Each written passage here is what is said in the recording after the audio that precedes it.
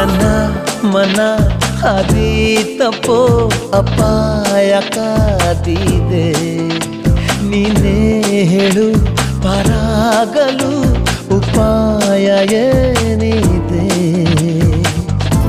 ಕೊಡಲಿಲ್ಲ ಯಾರಿಗೂ ಹೃದಯ, ಬಿಡಲಿಲ್ಲ ಯಾರನು ಸನಿಹ, ನೀ ದೋಚಿದೆ ಗೊತ್ತಾಗದೆ. ಸರಿ ಸರಿ ನಾ ಚೋರಿ